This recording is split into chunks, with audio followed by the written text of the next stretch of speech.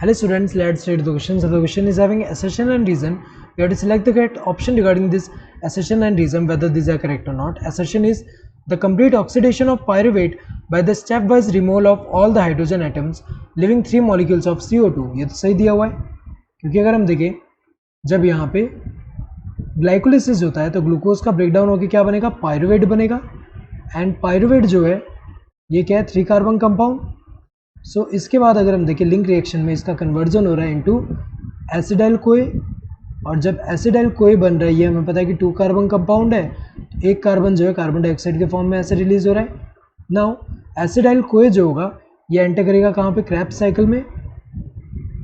Crabs cycle, and crabs cycle में होगा क्या, यहाँ पे ये जो है ये 2 कार्बन जो है ये भी ऐसे यहाँ रिलीज हो जाएंगे in the form of carbon dioxide. So 2 carbon dioxide ऐसे रिलीज हो रहा है. सो 3 कार्बन थे यहाँ पे और तीनों कार्बन डाइऑक्साइड के फॉर्म में ऐसे रिलीज हो रहा है. तो कंप्लीट ऑक्सीडेशन हो रहा है और step wise removal of all the hydrogen atoms.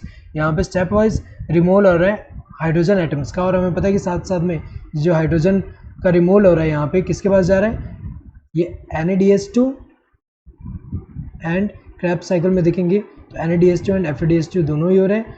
FADH2 के पास ये जो FADH2 जो है, सो इसमें अगर हम देखें NAD+ का जब रिडक्शन हो रहा है वहाँ पे हमें पता है कि इलेक्ट्रॉन एंड प्रोटॉन जो है उसके पास चले आ रहे हैं, तो बन जा रहा है NADH2.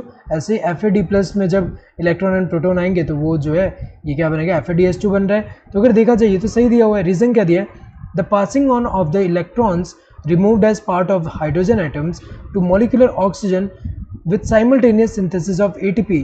ये स्टेटमेंट तो सही दिया हुआ है, क्योंकि अगर हम देखें इलेक्ट्रॉन ट्रांसपोर्ट सिस्टम में होगा क्या, इलेक्ट्रॉन ट्रांसपोर्ट सिस्टम में अगर हम देखें जैसे इनर माइटोकॉन्ड्रियल मेम्ब्रेन है जहाँ पे ऐसे कॉम्प्लेक्स 1 है, कॉम्प्लेक्स 2 है यहाँ पे, देन कॉम्प्लेक्स 3 है, देन कॉम्प्लेक्स 4 है, एंड देन यहाँ पे अगर हम देखें कॉम्प्लेक्स 5 को हमें पता है ATP सिंथेस बोलते हैं. तो यहाँ पे अगर हम देखें होगा क्या, यहाँ पे सबसे पहले ये जो इलेक्ट्रॉन रिमूव हो रहे हैं as a part of hydrogen atom. तो अगर हम देखें ये जो NADH2 एंड FADH2 जो आ रहे हैं, ये अगर हम देखें यहाँ पे NADH2 का यहाँ पे ऑक्सीडेशन होगा, FADH2 का यहाँ पे ऑक्सीडेशन होगा. इनके ऑक्सीडेशन से जो इलेक्ट्रॉन आएंगे ये कॉम्प्लेक्स 3 के पास जाएंगे. ये 1 है, ये 2 है, ये 3 है, ये 4 है और ये ATP सिंथेस है जिसको कॉम्प्लेक्स 5 भी बोलते हैं पूरा. तो ये जो है इलेक्ट्रॉन यहाँ पे थर्ड वाले के पास आएगा. थर्ड से अगर हम देखें यहाँ पे जो है ये फोर्थ के पास जा रहा है. एंड फोर्थ अगर हम देखें ये कहाँ से जाएगा, ये जो यहाँ पे अगर हम देखें साइटोक्रोम C जो है ये जो है ये यहाँ पे दे रहा है.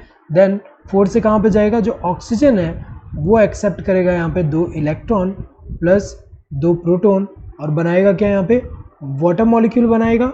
सो हम बैलेंस करने के लिए हाफ से मल्टीप्लाई करते हैं. नाउ इलेक्ट्रॉन का जो ट्रांसफर हो रहा है इसकी वजह से क्या होगा कि जो प्रोटॉन है पंप होंगे यहाँ पे इनर मेम्ब्रेन स्पेस जो है इसके तरफ. तो प्रोटॉन का कंसंट्रेशन जब इंक्रीज होगा तो प्रोटॉन हायर कंसंट्रेशन से लोअर कंसंट्रेशन के टुवर्ड ऐसे मूव करेगा मैट्रिक्स के टुवर्ड. और यहाँ पे क्या होगा, ATP का सिंथेसिस हो रहा है. सो ये सेंटेंस तो सही है, इलेक्ट्रॉन का यहाँ पे ट्रांसपोर्ट हो रहा है साइमल्टेनियसली. अगर हम देखें यहाँ पे क्या हो रहा है, सिंथेसिस ऑफ ATP. स्टेटमेंट सही है, but this reason is not a correct expression of assertion कि ये होने की वजह से जो है ये कंप्लीट ऑक्सीडेशन हो रहा है पायरुवेट का जिससे कार्बन डाइऑक्साइड रिलीज हो रहा है. क्योंकि ये 2 इवेंट अगर हम देखें यहाँ पे जो है ये इवेंट अगर हम देखें ये कहाँ पे हो रहा है, ये माइटोकॉन्ड्रियल मैट्रिक्स में हो रहा है और ये इनर माइटोकॉन्ड्रियल मेम्ब्रेन में हो रहा है. तो अगर हम देखें यहाँ पे ये जो है ये दोनों स्टेटमेंट सही है, but reason is not a correct expression of assertion कि ये हो रहा है इसकी वजह से हो रहा है. So both assertion and reason are true and reason is the correct expression of the assertion. ये गलत है, दोनों ट्रू है बट रीजन करेक्ट एक्सप्रेशन नहीं है असर्शन का. Both assertion and reason are true but reason is not the correct expression of the assertion. ये सही है, दोनों ट्रू है बट रीजन करेक्ट एक्सप्रेशन नहीं है असर्शन का. Assertion is true but reason is false. तो ये तो सही, ये गलत दिया हुआ है. ये गलत क्यों दिया हुआ है, क्योंकि रीजन जो है वो फॉल्स नहीं है, ट्रू है. Both assertion and reason are false है, तो गलत दिया हुआ है क्योंकि दोनों फॉल्स नहीं है, दोनों ट्रू है. यहाँ पे correct answer would be the second one. Hope you understood the question. Thank you and all the best.